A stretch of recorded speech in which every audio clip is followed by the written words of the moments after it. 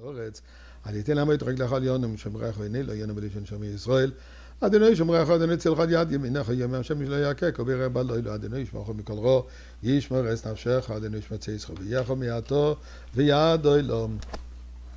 Peut-être qu'il veut dire un peu de tzedaka et la tzedaka qui va précipiter la Géoula. Tfila, tzedaka et Torah, voici un petit var Torah. Eh bien, il y a certaines coutumes. Quand on attend pour Minyan, 10 personnes, pour pouvoir commencer la prière en Minyan, Korum, quand la 10e personne rentre à l'intérieur de la synagogue ou de l'endroit là où on fait la prière, on va lui frapper un peu sur l'épaule. Et on va proclamer, annoncer, Asiri Yeh Kodesh. Le 10e soit saint, sacré. C'est quoi cette coutume? C'est quoi l'origine de cette coutume? Elle est très belle, mais c'est quoi l'idée? Eh bien, ceci vient de la dîme qu'il faut offrir des animaux. La Torah nous dit les paroles suivantes. V'chol ma'aser bakar vatzon.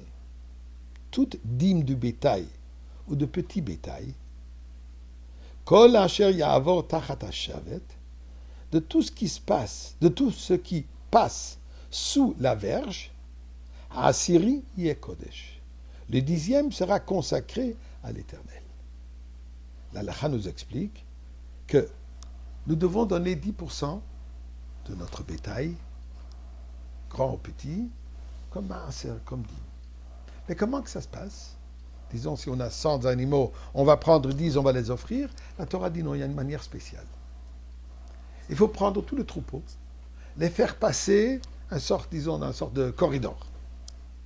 Et la personne compte. Le premier qui passe, 1, 2, 3, 4, 5, 6, 7, 8, 9. Le 10e animal qui passe, on va lui faire un peu de peinture sur sa peau, sur ses cheveux. Et celui-là va être considéré kadosh. Et comme ça, jusqu'à qu'il finisse à compter tout le troupeau, 1, 2, 3, 10, 1, 2, 3, 10. Voilà.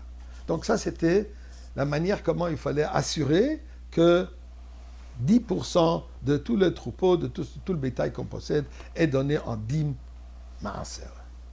Maintenant, la Torah continue. Lo yevaker ben tov l'arabe, lo yemirenu.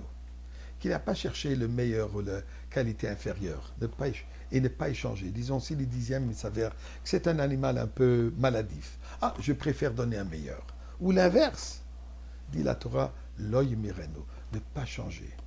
Mais vihimamer yamirenu, mais s'il va quand même changer, ce qui se passe, vayahu utmurato yakodesh. Les deux vont être maintenant consacrés, les deux seront kadosh. Donc il n'y a pas intérêt de changer.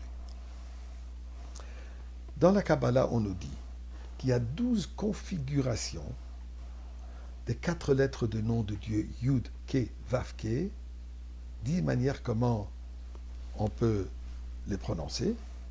Ça peut s'écrire. 12, je m'excuse. Et chacune représente une autre émanation divine. Et chacune est retrouvée dans un certain verset de la Torah. Alors, dans les paroles que nous venons de citer maintenant, je reprends. Ve'im, ici. Hamer yamerenu, il va changer. Vahayahu, alors celui-là, et l'échange devient kadosh. Hamer commence avec la lettre He. Yemireni, Yud. Vahaya, Vav. Hu, encore un He. Donc nous avons ici le nom de Yud Vav Ke.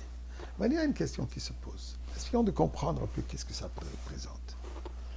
Ce que ça représente chez échange, on parle ici du service personnel de nous envers Akadosh Baruch Hu. Il y a assurer notre bien-être spirituel, comme qu'il y a assurer le bien-être de l'autrui. Pour assurer le bien-être de l'autrui, parfois il faut aller dans des endroits, dans des situations qui peuvent me mettre en danger spirituellement. Être influencé par l'extérieur, en général, on n'a pas le droit de se mettre en danger spirituellement comme physiquement pour assurer, peu importe la raison. Sauf, dit la Torah, quand il s'agit d'assurer le bien-être du prochain, la spiritualité du prochain, là, dit la Torah, Malgré le fait que j'ai dit, il ne faut pas changer, bintov lara, il ne faut jamais changer entre ce qui est bien et ce qui est mauvais, garder le bien comme bien et ne pas mettre en danger. Mais, hamer yemirenu, il y a des moments où c'est nécessaire. Quand on voit quelqu'un d'autre qui est en train de se noyer spirituellement dans l'océan de la Klippa, dit la Torah, hamer yemirenu, échange, fais un échange, mets-toi en danger pour sauver le prochain. Échange ton service pour assurer la spiritualité du prochain. Mais alors tu dis, mais qu'est-ce qui va se passer avec moi?